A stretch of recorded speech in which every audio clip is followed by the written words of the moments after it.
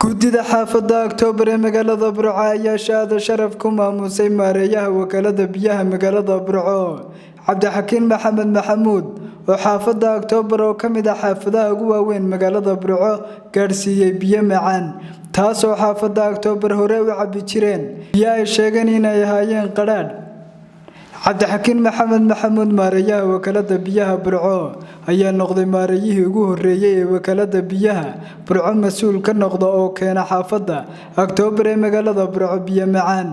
waana tasaaka sababtay inay gudida xaafadda Oktoobar ee magaalada Burco ku maamusaan shahaado sharaf waxa maartay dadka lagu dhiiri marka qofka wax qabtay la dhiiri geliyo yaa ka kale maartay kalena ku dayanay maartay soo kacay maartay isna uu maartay ku dhiiri geliyo xaafaddan waa xaafadaha Burco ugu weyn waxyaabaha saaka maamuuska oo waxa kamida biyaha loo soo xidhay xaafadda in badan ay biyaha lahayd biyo la'aanta qaraar ay maartay haysay biyaha loo soo xidhay baan maartay uga mahadnaqaynaa talabaad qabtay shaqo weyn bay ahayd hadaanay maanta biyaha iska kaashan wasaaradda iyo maareeyaha iyo maayara ku-xigeenka iyo injineeradii hawsha dhigay hadaanay iska kaashan lahayn farifool ma dhaqdo qof kaliya uma taag lahayn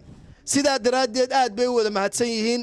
hadaan maamulka wakaalada iyo wasaaradda macdantu iska kaashan lahayn waxa aynu cabaynaa may suurto gasheen sidaa daraadeed ilaahay waxaan uga baryaynaa miisaanka xasanaadka ilaahay inuu ugu daro iyaga iyo maamulka waxaanu leenahay dawladda sarana iyo wixii ka dhimanna maamulka wax nala shaqaynaya waxa loo qabto oo maamulka nala shaqaynaya hal la ogaado si maamulkuna wax noola qabto xafladda waxaan u qabanay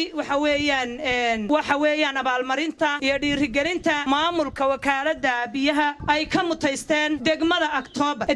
Oktoobar horumarka fiican ee ay ka qabteen annaga oo ku abaalmarinayna dhammaanba magaalada Burco horumarka laga sameeyay maareeyaha Cabdixakiin wakaalada biyaha iyo isuduwaha wasaaradda biyaha iyo Sakariya oo maareeyo ku-xigeenka waaxda agaasimaha fursada dhammaantood waxaan uga mahad celinaynaa iyagana muddo badan oo aanu naalay magaalada Oktoobar ay ballaadhnay ayaanu cabanaynay waxaanu ka cabanaynay biyaha maalin kasta oo xanuun ka dhaco magaaladan Burco waxa uu saameyn gaar ah ku yeeshaa xaafadda Oktoobar oo aad moodo inay ka ballaaran tahay moodaba maaha kaba ballaaran degmooyinka kale marka dhibaatadaas markasta waxaan u suul saarayn karnaa oran jirnay kuududiyo nagu dhacay biyo qaraar weeye biyo qaraar baynu cabnaaye xanuunka biyo qaraar baynu ka qaad shubankii nagu dhacay sidoo kale waxaanu ka qaadnay biyo qaraar isagana waan ula tagnay maareeya maalin walba wuxuu noo sameyn jiray inuu biyo tijaabiyo oo uu qanciyo markii dambena wuxuu si toosan nooga aqbalay waliba iyadaan ragba nala socono dumar nala socdo oo aanu dumar khaliyano maataday had iyo goor sii taabanaya inuu naga aqbalay biyuhu inuu naga bedelo waanu isku soo noqonay hawshiina waanu qaybsanay culimadayadii iyo odayaasheedii iyo waxgaradkayagii degmadii way ka shirtay biyaha la soo galiyay si fiican baan anana uga qayb qaadanay isaguna waa naga aqbalay ilaahay subxaanahu wa ta'aala beebka macaan ee uu noo soo galiyay maanta biyahayagii iyo moraalkayagii iyo maskaxdeedii iyo jirkayagii wax ka bedelay miisaanka xasanaadka iyo jannada ayaanu adigana kuugu xidhnay idinka ilaahay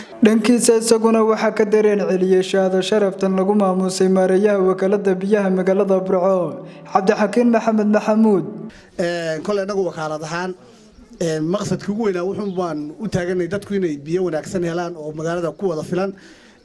waxaan filayaa magaaladana biyaheeda wax cabashi kama jiraan maanta marka run ahaan laga hadlayo gowar biyo magaalada way joogaan xaafadan Oktoobar badan baa laga cabanayay biyaha qadhaadh wax